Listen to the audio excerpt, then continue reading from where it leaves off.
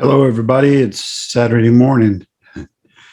I was planning on talking tomorrow morning, but we got some other tasks done that we've been wanting to get done. A lot of piles of stuff after being gone for 10 weeks in rehab. Didn't shave this morning, so I'm a little scraggly, but that's all right. Wanted to talk this morning about the reasons for my deconstruction or evolving. I think people just assume that either you're deeply traumatized or you're angry, really, really angry, if you're going to deconstruct your religion. And also don't like the term reconstruction. Some people have likened reconstruction to art renovation. I don't like that either, because I don't want to recreate something from before. I don't think it behooves us in an age where I have the internet and Zoom and all this access to information for me to go back to the 3rd century or the 4th century or even the 1st century. It's just not the same world. And I don't need to take what I'm doing today apart, which is always behind, and then go even further back. I don't think that necessarily does anything noble.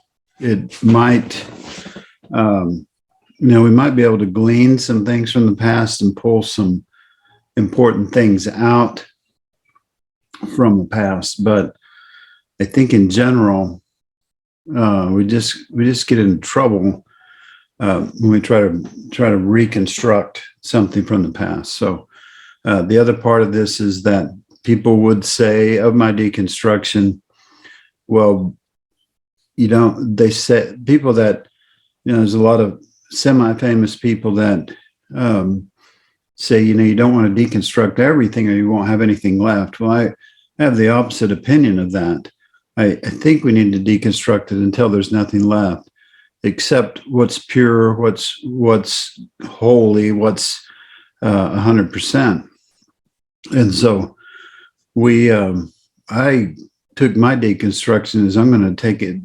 It just, when it started coming unraveled, I wanted to just totally unravel it. It's like, remodeling a house. Some people try to remodel their house and do it while they're living in it, and they never really get it done, because what they've done is just started a renovation and they don't go far enough back. They don't take it down to the studs, to the bones of the house, and start over. So that's my approach. But then people say, well, why? They want to know why you deconstructed. Was just a certain view that you didn't agree with, or was it because the church hurt you, which is definitely true. And definitely there was some trauma from church, but that's not the main reason. It's not certainly the only reason. So hopefully as I go through these things today, I'm going to do a little bit of reading from this, because it was a blog that I wrote not too long ago, and hopefully you get something out of it. But the natural reaction from other people is to be dismissive, or try to attach a label to me, like, okay, so you're angry at the church, so we can dismiss you if you're just like that, because you're just being difficult. Or they want to attach a label. So what are you now? Are you a whateverite, or are you more progressive now? Are you a liberal? Or are you a whatever camp they want to put you in? Or just the camp of deconstruction, whatever that means to them, and however they want to categorize that. So my deconstruction started because I kept asking questions, something like Jesus did. I think Jesus asked a lot of questions, and then, like an old sweater, it just began to become unraveled, and it continued to unravel. And now I call it an evolution. Because I'm focused on discovery and growth and healing, and not on preserving anything from the past. So I would talk more about my reconstruction as an evolution. that I'm evolving. I think humans are. I think the church should, well, whether it ever will or not. It's got to deconstruct itself first. It can't stay the way it is and evolve. It's going to have to deconstruct in and of itself. So here are my top reasons. The top reasons for let's just call it my evolution. Top reasons for my evolution. Number one, the idol of biblical literalism was wasting my time.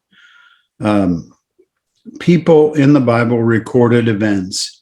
Many times they recorded those events years after they happened, hundreds of years in some cases in the Old Testament. In the New Testament, the Gospels were written, let's just say 30 to 60 years after they happened. So if you just say 40 years, I can go back to high school and think of how many conversations I remembered from high school, even if we still talked about them, how many of those would be accurate? 300 years later, a Roman emperor puts a book together in his time and mostly influenced by him in the Council of Nicaea. 300 years later, we decide we need a book. Jesus never said to record any of those events. He never said to write a book. He never said to have a canon. But then 300 years later, a Roman emperor named Constantine influenced the council, and from that council, the canon was developed. So, the one verse that we use to say that the Bible should be taken literally and that it has, some invincible qualities to it is a verse in Timothy. That verse in Timothy refers to scriptures in the Old Testament, which, I'm kind of in agreement with Lewis Black, the comedian, that's not our book anyhow. That's a Hebrew scripture. The scriptures it's referring to is a Hebrew scripture, which is not even the Christian's book anyhow, but we like to use it when it suits us and then ignore parts of it that are convenient to ignore. So as a pastor for 20 years, I was in Bible churches and Southern Baptist churches. I spent most of my time defending the Bible from people that just generally had questions, just like any high school student that reads the Bible can see there's inconsistencies and there's things that don't add up. For example, in Exodus 21, it's okay to beat your slave if they don't die, and assume it's okay to have a slave. And people come across things like that and say, that doesn't make sense. And so I spent most of my time as a pastor defending that inerrant view we had of Scripture. And it was just a big waste of my time. It never changed anybody's mind. We just kind of forced people to adopt that view. So there's useful things, I think, in the Bibles: the Sermon on the Mount, the fruit of the Spirit, teachings on love by Paul. Paul's idea of God in us, God is in us, and kind of echoes what Jesus said, that the kingdom of heaven is within you. But it's just an inspired book written by men, and it doesn't need to go any further than that. We can glean a lot of things that could change our life from it. But when it's an idol, then it's gone too far and it doesn't help us. It actually hurts us. Second thing is the toxic doctrine of eternal conscious torment. So by that, I mean what we call hell. The eternal conscious torment. So when I watched the movie The Shack, the Sophia scene, where the lead character, I believe his name is Mac, is faced with this dilemma with his children of which one he would condemn forever, just like supposedly God has, to this eternal conscious torment. And he can't do it. And watching the movie, I began to cry, and I realized I couldn't do that either. That I could never sentence any one of my children, even if they denied me, even if they resisted me or didn't believe in me, or even if they hated me or did something terrible to me. I couldn't. Only a psychopath would torture somebody for 5 minutes. But forever, I can't imagine anymore a God that would do that. I think it's a fear tactic that helps push forward other agendas of religion. When we have a doctrine of fear of something terrible, if we can instill that in people, and everything works. Because people say to me, when they realize I don't believe in their version of hell, they'll say to me, but if you don't believe in hell, then the rest of it doesn't make any sense. And I say, exactly, because it's all been built on that, the lie that you're terrible and God's going to punish you eternally for that. And so you need a way out. So you need our religion, whatever version of religion you decide to adopt. We built our religions and our spiritualities on the wrong thing. So let's move on to number 3, the toxic doctrine of penal substitutionary atonement. So this is not Jesus' doctrine, but Paul's doctrine.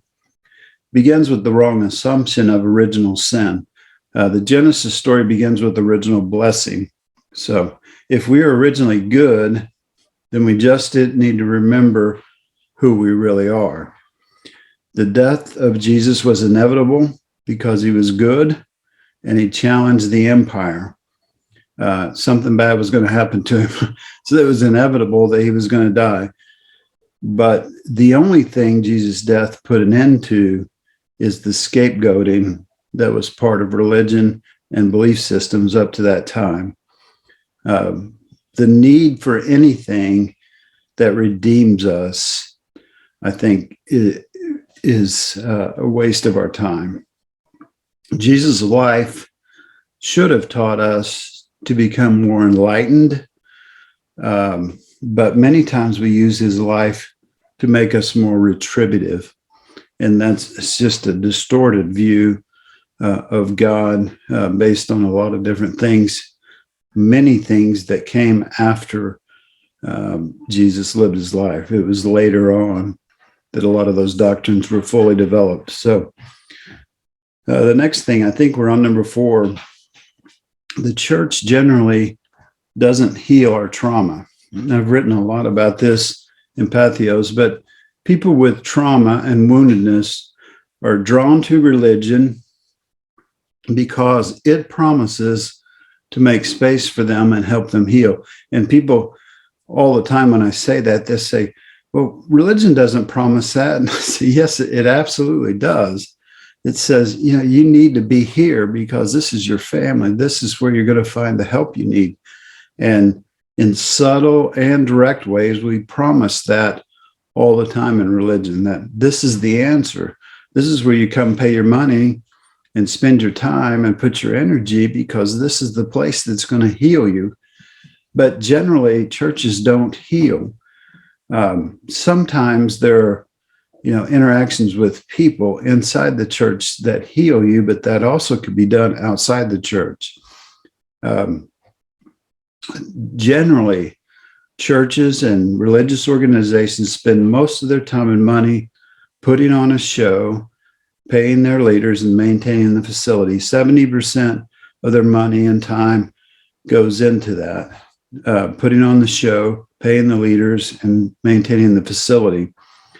Because they don't have time for our grief, that often causes more trauma within the church. If people are still hurt, people are still wounded, then they wound each other. And it's a cycle that continues. And inside of organized religion, you can deny that and you can act like it doesn't exist. But once you step outside, you just see how that trauma just continues itself. People limp and wounded, and the church is too busy to deal with their grief, and it gets worse. They limp out, then they find another church that promises it's different and it's better, and it really doesn't ever solve the problem. So I began to slowly deconstruct from that. I found healing outside. I came to understand shadow work and a process called focusing. I did some deep introspective work and some counseling, and I found healing outside the church. I know the church wants to heal. I know it intends to. I know it thinks it does. But in most cases, and generally, it's a generalization, generally it doesn't heal our trauma. So the next thing is the denial of self and the kingdom within. Jesus real clearly said, the kingdom of heaven is within you. He uses the word entos. It's the same where he condemned the Pharisees when he said the inside of your cup. So the kingdom of heaven is entos. It's within you. And because he said that to the Pharisees, people think, well, that couldn't have possibly mean that the good stuff is inside of us. And so people mess around with that translation of that verse. But almost everything about organized religion pointed me outward, away from this reality, and taught me to ignore my body, my emotions, and my trauma. In Jesus' day, they didn't understand shadow. They didn't understand what Carl Jung discovered. Only in the past 100 years have we discovered this idea that those things like the devil and Satan and sin and evil that we think about really might be more about our trauma, our unprocessed trauma and our unhealed trauma than they are about some kind of being tormenting us or affecting us. I know that's a challenging thought for some people, but I would encourage you to explore it and investigate it. As I go inward, not only do I find healing, but I'm becoming more of what I've always been. Taking on the role of an observer, I now trust myself, and I cannot be conned into supporting someone else's man-made system. I know who I am, and because I can be where I am, then I'm finding healing, growth, and potential and new discoveries outside of organized religion. So the next thing is the ineffectiveness and lack of applicability of organized religion. So organized religion in general. Laura and I are releasing a book on August 15th called Out into the Desert, Thriving Outside of Organized Religion. In that we discuss an assessment of organized religion. And as we started to assess organized religion, we drew on our experience in ministry and our current approach to thriving outside of it. So in short, it says organized religion doesn't solve the problem it promises to solve, and it creates unnecessary trauma for many of us. In today's world, it's almost totally unnecessary. Everything we do inside the walls of organized religion, we can do outside. I know that some approaches talk about I can't even think of the word right now, but it wasn't my tradition. So we had sacraments. In the Baptist church, we only had a couple, the Lord's Supper or communion and baptism. In the Catholic Church, they had more of those. But in my mind, that's a farce because those things could be done outside the church. But since we've said, well, we need an ordained priest, even though the Bible said, the New Testament says we're all priests, we need a special person to administer those. And so we charge you money. And nobody made you pay that money, but they take up offerings and collections and ask for your money. And then eventually that's funneled into that they could do the sacraments, and they have to do the sacraments because they said they had to do the sacraments, and it's almost a racket. But take some time and evaluate that everything you do inside the walls of a church, you could do outside the walls for free.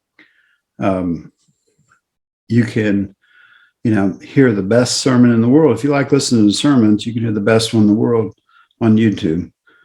The interesting thing, we used to drive an hour to church after I stopped being a pastor. And on the way, we could listen to a sermon or podcast going there and a sermon or podcast going home. And every day on the way to work, I could listen to a podcast or a sermon. And I could find the best in the world, my favorite and the best in the world. I didn't have to settle for whoever I was going to see. But that's just one example, right? I mean, the concert you listen to on Sunday morning, you can get anywhere. And I know it's better live, but that's the way concerts are designed. Consider that you're slightly addicted to those things, just like pastors are addicted to preaching. And everybody's got a low-grade addiction to that, and that's why it works, and that's why you pay money to do things you could do for free. There's a continuing dedication to systemic racism by many in organized religion. My origin story is the Southern Baptist Convention. It was organized in 1845 because they disagreed with the anti-slavery sentiments of their new Northern counterparts. Systemic racism has been adequately defined by others that are more qualified than me, but this denomination routinely resists all opportunities to support helpful progress in racial endeavors.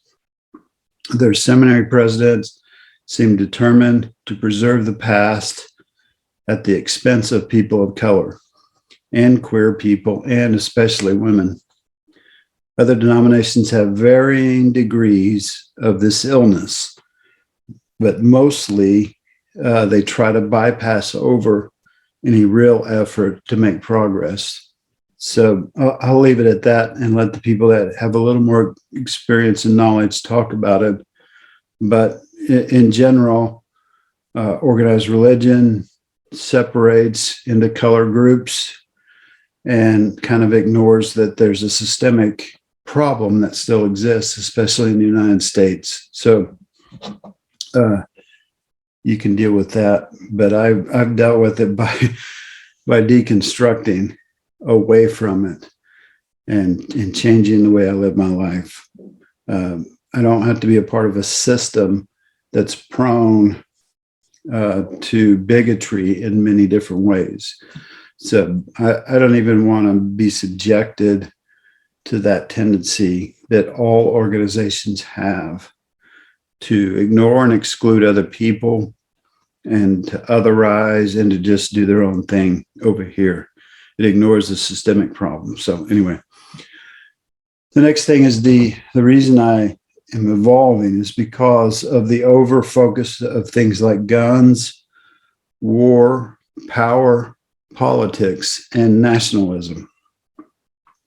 It's easy to point a finger at evangelical Christianity. You don't even have to try. It's just so screwed up and so backwards and so opposite of what Christ did. It just baffles the mind when you think about evangelical Christianity.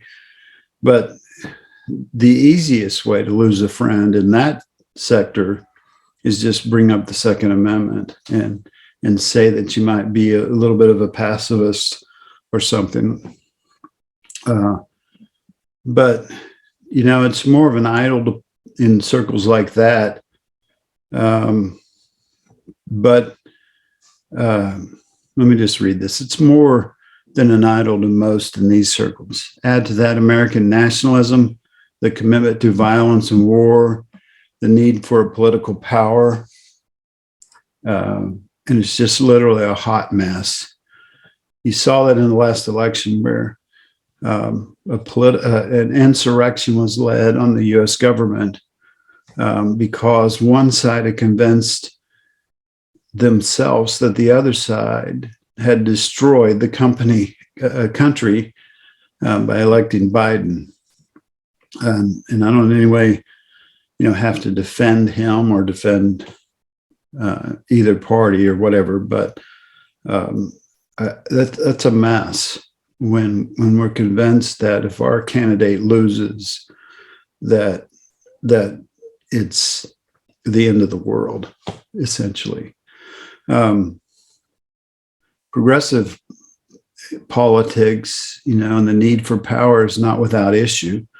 A couple of years ago, I heard the Battle Hymn of the Republic, which is a war anthem sung to rousing applause in a very progressive church. The idols of gun, wars, power, politics, and nationalism are things that I had to examine deeply and change my long-held assumptions. I had to evolve. I remember an editor trying to talk me out of talking about those issues in my first book, Apparent Faith, because they're so controversial and they're so ingrained in our psyche and the way we do things in American politics and in American religion. So take that for what it's worth, but it's a big deal for me, and it's a big part of the reason why I'm evolving and changing my views.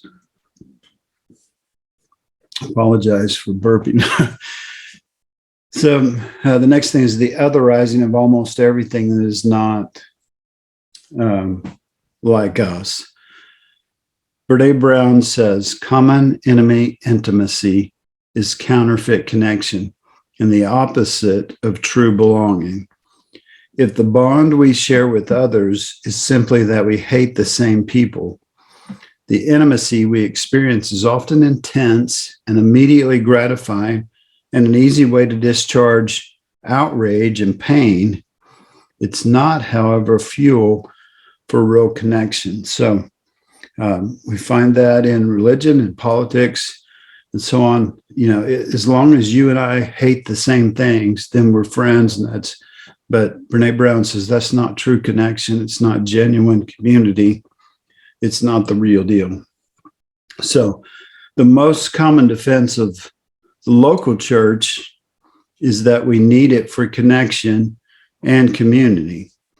But as Brene Brown articulates, if we are simply uniting over who we collectively hate, such as the communists or political parties, other denominations, or gay people, or even the devil, then that's counterfeit connection at best. As Brown states, it may be immediately gratifying and help us temporarily get rid of our own pain, but ultimately it's not the real thing.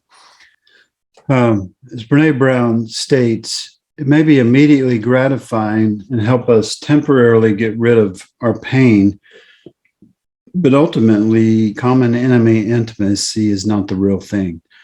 Americans, Christians, political parties, and other groups are all guilty of this diversion that keeps us from the genuine.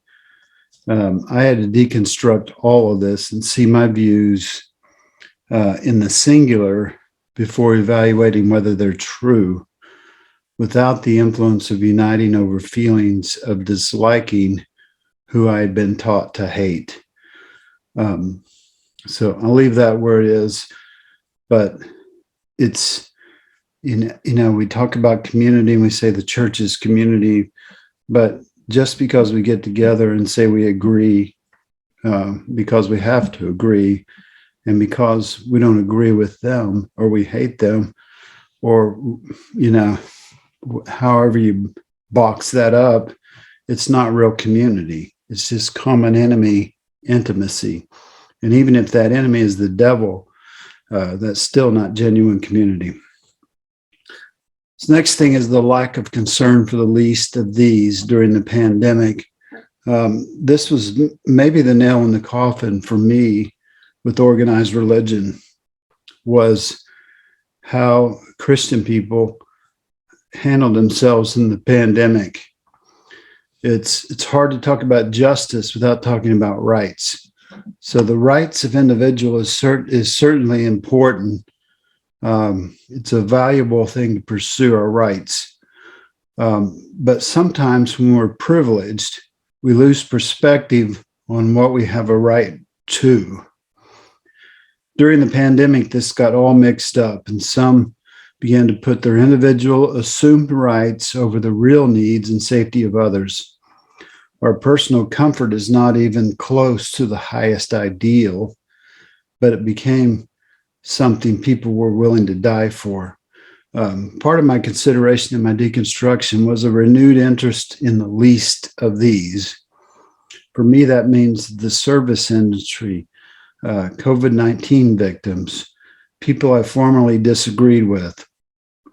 I need both personal care and concern for others. It's a package deal.